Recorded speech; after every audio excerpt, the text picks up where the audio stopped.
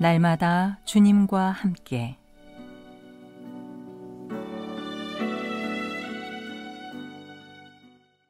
예수 그리스도로부터 오는 은혜와 평강이 이 자리에 계신 여러분들과 또 방송을 통해서 함께 하시는 모든 교우 여러분에게 함께 하시기를 바랍니다.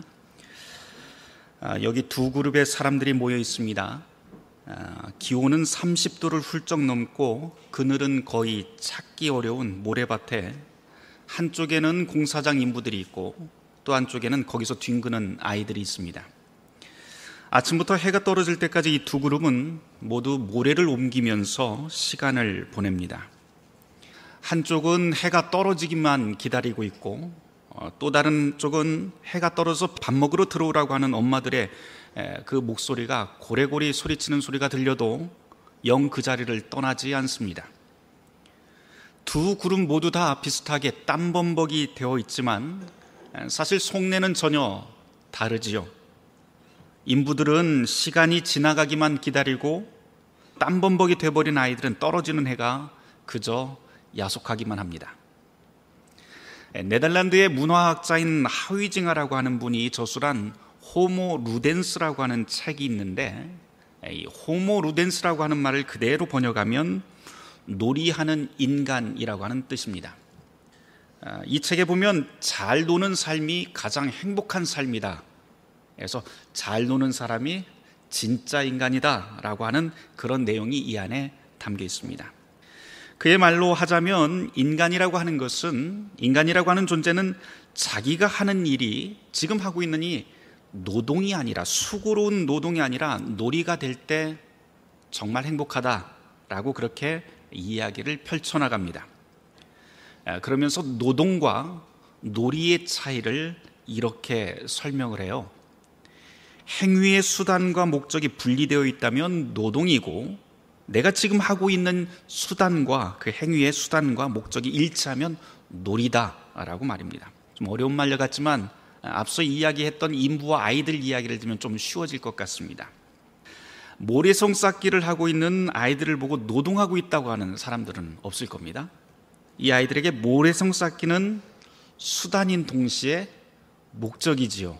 그래서 이것은 놀이가 됩니다. 밥을 먹기 위해서 모래성 쌓는 게 아니라 그저 노는 것, 그리고 그것이 목적이고 그게 좋을 뿐입니다. 그런데 인부들은 어떤가요? 모래를 하루 종일 옮기는 일의 그 목적은 저녁 때 돈 받을 일당을 계산할 거기에 목적이 있습니다. 지금 행위의 수단으로 모래를 옮기고 있는 것과 목적이 서로 분리가 되어 있지요. 그래서 이들에게는 모래를 옮기는 일이 아이들과 달리 노동이 됩니다. 그러고 보면 아이들에게 행복한 시간이라고 하는 것은 놀이였기 때문에 하루 종일 지속이 된 반면에 인부들은 오직 일당 받는 그 짧은 순간만 행복이 잠깐 찾아듭니다. 앞서 말했듯이 수단과 목적이 일치된 삶을 놀이라고 하위징하는 그렇게 말을 하는데요, 이 놀이야말로 인간이 추구하는 가장 궁극적인 행복의 목표라고 그렇게 설명을 하고 있습니다. 다 그런 것 같아요. 우리가 지금 하고 있는 일이 정말 즐거운 놀이 같을 때 우리는 지치지 않는 힘이 밑에서부터 샘솟아 오릅니다. 이 말을 다른 말로 하면 자기 일을 즐길 줄 아는 사람이 정말 행복한 사람이다 라고 하는 말이 되죠. 이 원리는 우리의 일상에 널리 적용이 될 만한데, 재미있으면 지칠 줄 모르는 힘이 솟는다라고 할 수 있습니다. 오늘 사실은 제가 이 설교를 준비하면서 바로 이 호모 루덴스라고 하는 이 내용이 좀 떠올랐습니다. 오늘 우리에게 주어진 복음서 본문은 마태복음 20장에 나와 있는 말씀이죠. 거기에 보면 포도원 품꾼의 이야기가 펼쳐지는데 예수님께서 천국 비유로 우리에게 말씀해 주신 것입니다. 포도원 주인이 장터에서 품꾼들을 데려다가 일을 시키게 됩니다. 근데 각각 다른 시간에 한 5그룹으로 나누어서 그렇게 데려옵니다. 그런데 다 끝나고 나니까 어떻게 했어요? 일당을 계산하는데 모두 다 그냥 한 데나리온으로 그냥 다 퉁쳐버립니다. 사실 이 말씀은 매우 엉뚱한 이야기이기도 하고, 경영자의 입장에서 본다면 이 포도원 주인은 정말 이해 못할 사람입니다. 이런 식으로 포도원을 경영한다면 포도원 안에 분란이 일어나서 직원들끼리 분란도 일어나고 그래서 경영이 어려울 것 같습니다. 그런데도 불구하고 예수님께서는 이것을 너무나도 당연하다는 듯이 능청맞게 그렇게 말씀을 해주고 있는 것 같아요. 이 비유에 대한 다양한 해석들이 있지만 거의 모든 경우에 보면 한 데나리온이라고 하는데 그 품삯에 관심을 두게 됩니다. 이 한 데나리온이라고 하는 것은 육체 노동자가 하루 종일 일해서 벌어들일 수 있는 하루 일당에 속합니다. 지금 말로 하면 뭐 한 7만 원에서 10만 원 그 정도 우리가 계산해도 될 것 같습니다. 이 노동자의 하루 일당이 한 데나리온인데 이것을 우리에게 익숙한 다른 성경 말로 바꿔놓을 수가 있어요. 그게 바로 주님 가르치신 기도에 나와 있는 일용할 양식이라고 하는 말이 됩니다. 다시 말해서 이 품삯 비유는, 포도원 품삯 비유는 자비로운 하나님께서 우리에게 일용할 양식을 주시는 포도원 주인, 즉 자비로운 하늘 아버지에게 포커스가 맞춰져 있는 것이 바로 오늘 복음서 본문의 천국 비유입니다. 이렇게 읽는 것은 사실 매우 전통적인 것이고 또 일반적인 해석이지요. 저도 이 본문으로 여러분에게 두세 차례에 걸쳐서 아마 설교를 할 때 바로 이런 내용으로 설교를 했던 것 같습니다. 그런데 어제 이제 설교 준비를 하다가 갑자기 이런 생각이 들었어요. 저기 왔던 일꾼들 중에 누가 가장 행복했을까? 이런 질문이 갑자기 들더라고요. 여러분은 과연 이 포도원에 부름받은 사람들 중에 누가 가장 행복했다고 생각을 하시는지요? 각자의 해석과 판단이 다르겠지만 제가 보기에 가장 행복했을 사람은 일이 끝나기 직전에 불려 들어온 그 마지막 일꾼이 아닐까 그런 생각이 듭니다. 혹시 이런 생각도 할 수 있어요. 일은 얼마 하지 않았는데 일당은 완전히 다 받았다, 땡 잡았구나, 이렇게 생각할 수도 있겠지만 그런 이유 때문에 행복하다고 하는 것은 아닙니다.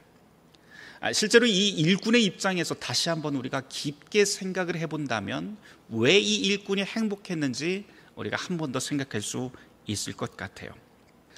예수님이 이 비유를 가르쳐 주실 때 그 배경은 1세기라고 하는 이스라엘의 상황입니다. 1세기 당시에 이 유대 땅에서는 일용직 노동자, 비정규직 노동자, 오늘 성경 말씀에서 품삯 일꾼이라고 되어 있는데 이런 품꾼은 사실 노예보다도 더 불안정한 생활을 하던 사람들입니다. 이전에 제가 한 번 더 설명을 했던 것 같아요. 이 고대 사회라고 하는 곳은 모든 경제 활동이 가족이라고 하는 산림 공동체 안에서 자급자족하던 그런 경제 시스템입니다. 그 안에서 모든 것이 다 해결되는 것이었죠. 물론 간혹 교역이라든지 아니면 시장 경제 활동도 있었지만 그것 역시도 가족 단위로 이루어지는 경우가 대부분입니다. 이 가족 공동체를 성경에서는 오이코노미아, 보통 우리가 가족이라고 하는 말로 번역하기는 하는데요. 이 가족에는 일반적으로 우리가 알고 있듯이 부부, 자녀, 그리고 형제자매, 친족까지 포함이 되고 거기서 조금 더 확장이 돼서 그 집안에서 일을 하고 있는 노예들도 가족에 포함이 되고요. 조금 더 확장을 해서 가축도 역시 가족으로 포함이 되고요.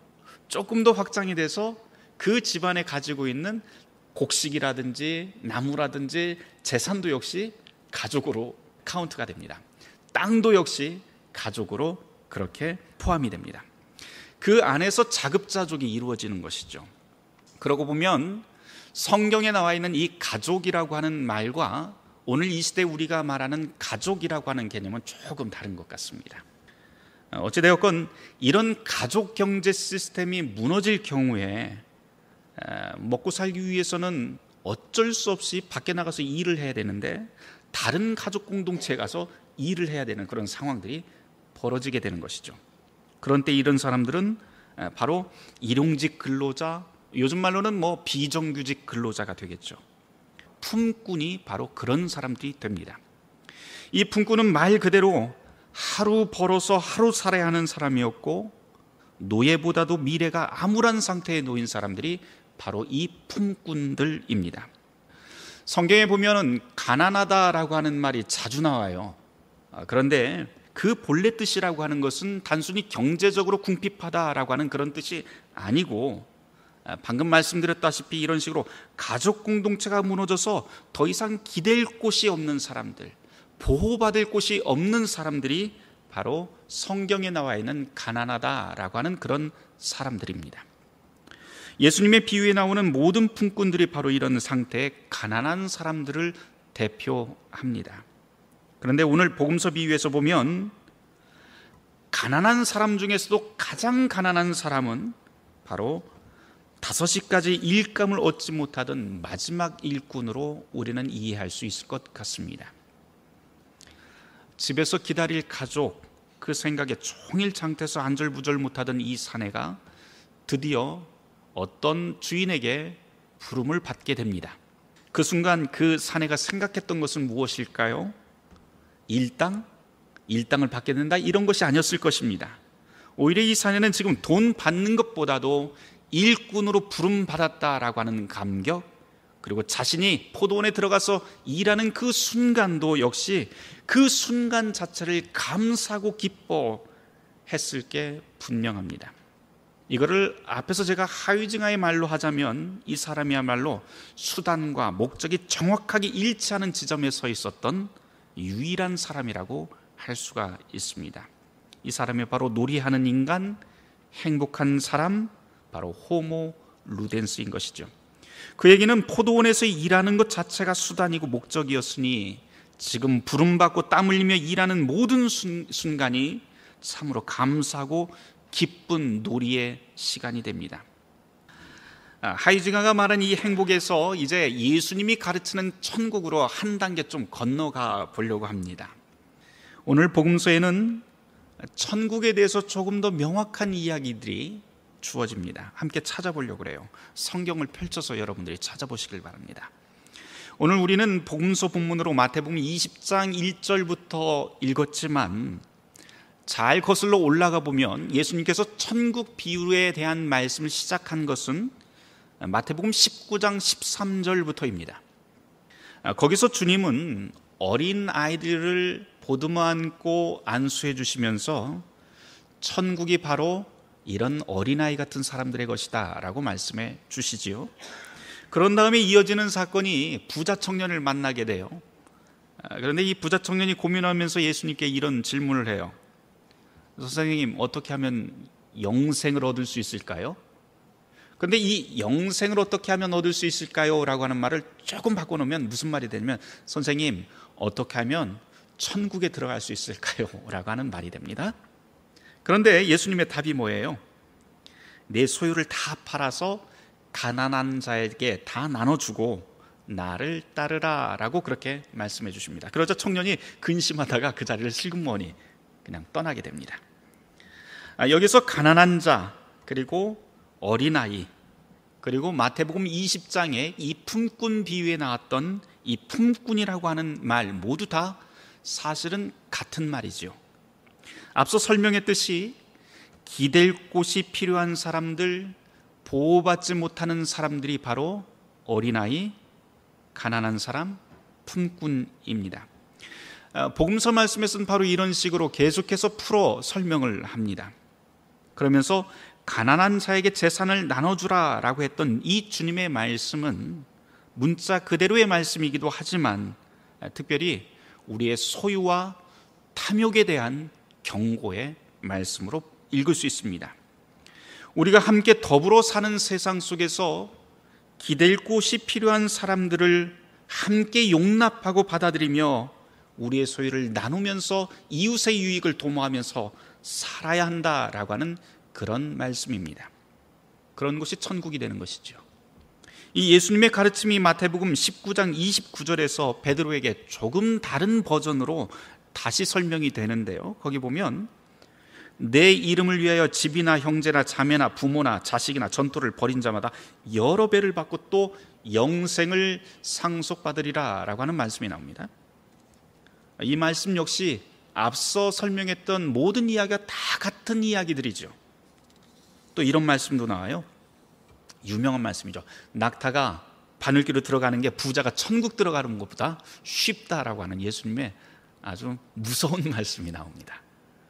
이 말도 똑같은 말이죠. 탐욕을 버리고 모든 것 이상으로 하나님을 두려워하고 사랑하며 신뢰하는 삶, 그런 삶을 살면서 나를 따르라 라고 하는 예수님의 말씀입니다. 또한 예수님이 나를 따르라 라고 하는 말씀 역시 똑같은 맥락에서 우리는 읽을 수가 있어요. 기댈 곳 없는 사람들을 당신의 천국 가족으로 받아들이라고 하는 말씀입니다. 왜냐하면 주님께서 십자가를 통해서 하신 일을 우리가 기억을 해볼 필요가 있습니다. 그 십자가에서 일어난 일이 무엇이에요? 죄인을 의인으로 인정해 준 사건입니다. 도저히 구원받을 수 없다고 우리가 생각하던 모든 사람들이 바로 십자가 앞에서 구원받게 되는 그 사건이고, 주님께서는 바로 제자들에게 자기 십자가를 지고 나를 따르라고 했을 때 바로 이런 일을 명령하십니다. 그런데 문제가 있죠. 그러면 어떻게 우리가 우리의 탐욕을 버릴 수 있고, 또 어떻게 하면 이 기댈 곳 없는 사람들 내 가족처럼 정말 받아들일 수 있을까요? 우리의 힘으로는 지금 이 상태로는 불가능하지 않습니까? 라고 하는 질문이 우리에게 있습니다. 제자들도 똑같은 물음을 하게 됩니다. 그래서 마태복음 19장 25절에서 이런 말이 나와요. 그렇다면 누가 구원을 얻을 수 있을까요? 그런 식이라면 어떻게 천국에 누가 들어갈 수 있겠습니까? 라고 하는 부정적인 말이 여기에 등장합니다. 이에 대해서 주님이 뭐라고 하십니까? 26절에 이런 말씀을 하세요. 사람으로는 할 수 없으되 하나님으로서는 다 하실 수 있다 라고 하는 말씀입니다. 굉장히 알쏭달쏭한 이야기입니다. 그런데 이 말씀이 이제 마태복음 20장의 예수님의 천국 비유로 이어지면서 앞서 나온 모든 이야기들을 총정리하기 시작합니다.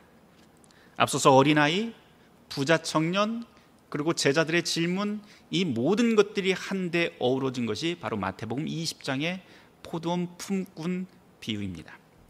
이 비유에서 품꾼은 보호받지 못하는 아이들과 가난한 사람으로 대표되는 모든 사람들을 상징하지요. 거리에 나앉은 사람들이 할 수 있는 일 아무것도 없습니다. 단지 그 사람들이 할 수 있는 것이라고는 부름을 기다릴 뿐입니다. 여기 기다리다가 포도원 주인의 부름을 받은 사람들이 5번에 걸쳐서 나오지요. 그런데 이 5번에 걸쳐서 부름받는 사람들을 다시 잘 성경을 읽어보면 세 부류로 다시 이렇게 나누어서 볼 수가 있을 것 같습니다. 가장 먼저 마태복음 20장 2절 말씀을 보면 가장 일찍 나온 사람이 있는데 주인이 뭐라고 하냐면은 한 데나리온을 주겠다고 약속합니다. 여기 나와 있는 이 약속이라고 하는 것은 계약을 맺었다라고 하는 뜻입니다. 그러니까 뭐 이렇게 글을 썼든지 아니면 어떤 그 노동에 대한 그 계약을 명확하게 맺은 그 내용을 말합니다. 근데 여기서 예수님께서 이 품삯 비유에서 첫 번째 이 사람에 대한 약속과 계약을 말씀하신 건 아마도 모세의 계약을 가지고 살고 있었던 유대인들을 상징하는 대목으로 볼 수가 있습니다.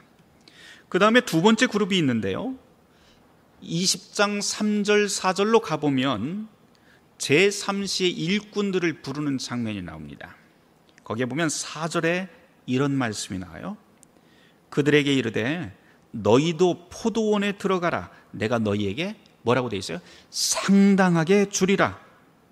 아니 그들이 갔다 이렇게 되어 있어요. 상당하게 준다라고 하는 이 구절은 원문에 보면 뭐라고 되어 있냐면 정당하게라고 하는 말로 되어 있습니다. 이 정당하게라고 하는 말은 우리가 쉽게 이야기하면 정의롭게라고 하는 말인데 헬라어 원문에는 디카이오스라고 하는 말로 되어 있고요. 이 디카이오스라고 하는 말은 하나님의 의라고 하는 말을 쓸 때 사용하는 단어입니다. 다시 말해서 아침 일찍 온 사람들처럼 어떤 계약서를 맺지는 않았지만 얼굴과 얼굴을 바라보면서 내가 너에게 정당하게 주겠다, 내가 일한 만큼 정당하게 매기겠다, 그 값을 매기겠다고 구두로 계약하는 그 상징이 됩니다. 이 다음에 5절에 보면 그 다음에 나오는 두 그룹 역시도 똑같은 방식으로 이야기를 듣고 그 다음에 포도원에 들어오죠. 이 사람들은 도대체 어떤 사람들일까요? 이 사람들은 예수님과 얼굴과 얼굴을 맞대고 말을 통해서 서로가 천국의 약속을 받은 사람들을 뜻하게 됩니다. 누구예요? 그러면 바로 예수님 앞에 있는 제자들을 뜻합니다. 이제 세 번째 부류가 남아 있습니다. 이 세 번째 부류는 제11시 오후 5시에 들어온 사람이죠. 그러니까 이 사람들은 어떻게 들어온지 한번 잘 보세요. 이들에게는 앞서 나온 사람들처럼 뭐 계약도 없고요, 약속도 없고 뭐 상당하게 주겠다라고 하는 말도 하나도 나오지 않습니다. 그저 딱 하나 나오는 게 뭐냐면 그저 주인이 포도원에 들어가라 라고 하는 말만 듣고 들어옵니다. 이들에게는 아무것도 주어지지 않았어요. 이 사람들은 도대체 누구일까요? 아마도 마태가 이 복음서를 통해서 세 번째 그룹을 이야기하는 것은 지금 교회에 들어온 이방인들, 그리고 오늘 이 시대에 우리를 뜻하는 게 아닌가 싶습니다. 유대인의 혈통도 아니고 예수님을 직접 만난 적도 없는 사람들, 그러나 그분의 초대를 받은 사람들, 그 사람이 바로 이 세 번째 부류, 다시 말해서 맨 마지막에 들어온 사람들이라고 할 수 있습니다. 제가 앞서 이 마지막 사람들이야말로 가장 행복한 사람들이라고 말씀을 드렸죠. 왜요? 인력시장은 문을 닫았고 일감을 얻을래야 얻을 수 없는 시간이지만 그 절망 속에서 희망의 목소리를 듣게 됩니다. 그리고 그 목소리를 따라서 일할 수 있다는 목적이 달성이 됩니다. 목적을 이루고 일하는 것 자체만으로도 이 마지막 사람들은 천국을 맛볼 수 있는 그 기회를 얻게 됩니다. 자, 여러분, 그러면 이 비유 전체에서 진짜 주인공은 누구일까요? 우리는 보통 이 마지막 일꾼이라고도 생각할 수 있겠지만 사실은 이 비유가 정말 이야기하고 싶은 것은 일꾼들에 대한 이야기가 아니지요. 더 중요한 인물이 있는데 바로 이런 천국을 만들어내는, 이런 행복을 만들어내는 포도원 주인, 즉 이 포도원 주인으로 비유되는 자비로운 하나님이 됩니다. 예수님의 말씀대로 하자면 사람으로는 이런 천국을 만들 수 없고 사람으로는 이런 행복을 만들어낼 수 없지만 하나님으로서는 할 수 있다라고 하는 메시지가 바로 이 비유에서 들려옵니다. 하나 더, 오늘 말씀에서 늘 걸리는 대목이 있어요. 그것은 마태복음 19장 30절과 마태복음 20장 16절 말씀입니다. 먼저 된 자 나중되고 나중된 자 먼저 된다라고 하는 이 말씀이 거듭 반복이 되는데 이 말씀은 또 무슨 뜻일까요? 일꾼의 이야기로 다시 돌아가 보도록 하죠. 제가 세 그룹으로 말씀드렸습니다. 유대인, 예수님의 제자, 그리고 이방인. 이제 그 순서가 뒤바뀌게 됩니다. 이것은 일종의 복된 약속이자 그리고 이미 들어와 있는 사람들에 대한 깨어있는 경종의 말씀이기도 합니다.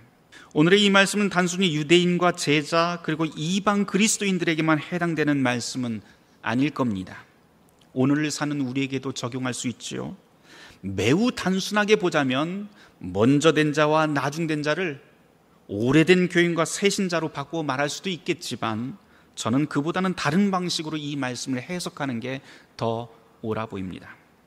사람뿐만 아니라 오히려 오래된 방식과 새로운 방식이라고 하는 용어로 먼저 된 것과 나중된 것을 바꾸어 이야기해도 될 것 같습니다. 자리 바꿈이 일어나는 것이죠. 우리는 늘 오래되고 익숙한 방식만을 가장 선하고 귀한 것으로 여기는 경향이 있습니다. 그러면서 낯선 것은 소외시키고 배타적으로 밀어버립니다. 그러나 어쩌면 오늘 이 복음서의 말씀 그대로 하자면 우리에게 낯선 것이 우리의 가장 가까운 친구가 될 수도 있고 우리 삶의 한켠이 될 수도 있다라고 하는 것을 염두에 두어야 된다라고 하는 말씀으로도 들립니다. 유대인들이 생각할 때 이방인은 어떤 사람이었어요? 이방인들은 하나님 나라를 회방하고 천국 백성이 절대 될 수 없다고 그렇게 평가하고 생각했지요. 그렇지만 복음의 역사는 어떻게 했습니까? 자리바꿈을 일으키게 합니다. 그리스도의 복음은 이방인을 하나님의 자녀로 흔쾌히 받아들입니다. 이런 방식이, 이 역전 방식이 여러 군데에서 나타납니다. 이런 식으로 우리의 이야기를 한번, 우리 시대를 한번 생각을 해보죠. 우리의 눈에 지금 이 비대면의 시대는 어쩌면 교회를 회방하고 천국을 방해하는 그런 장애물로 보일 수 있습니다. 그래서 우리는 교회 다니는 사람들이 다 불안해합니다.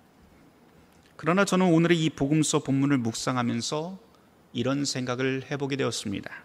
어쩌면 나중된 자 먼저 된다라고 하는 이 말씀이 장터에서 희망을 잃고 앉아있던 일꾼과 이방인처럼 혼돈의 시대를 살고 있는 오늘 우리에게 주시는 말씀 아닐까라고 말입니다. 우리는 지금 이 시대를 불안해하며 탓합니다.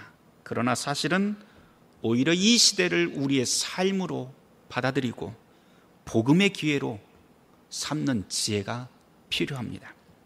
그리고 여기서 더욱 무엇보다도 더 중요한 것은 오늘의 포도원 품꾼 비유는 사실 품꾼에 대한 이야기가 아니라 혼돈의 상황, 절망의 상황에서도 무한한 자비를 만들어주시고 베풀어주시는 주인에 대한 말씀이라고 하는 것을 우리는 기억을 해야 합니다.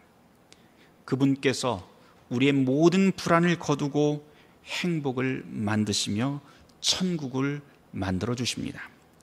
사랑하는 성도 여러분, 우리는 그리스도인으로 그리고 교회로 부름받았습니다. 그 부름이라고 하는 것은 혼돈의 시대에 희망이 약속된 주님의 복된 초대입니다. 오늘 복음서의 말씀대로 혼란의 세상 속에서도 그리스도와 함께 기댈 곳 없는 사람들의 지지대가 되어주고 천국을 함께 더불어 살아내는 복된 그리스도인들이 되시길 주님의 이름으로 축원합니다.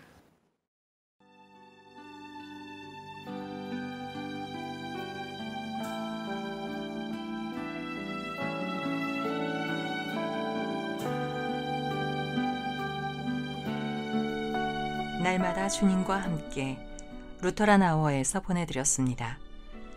예수 그리스도를 영접하기 원하십니까? 가까운 교회로 나가시길 바랍니다.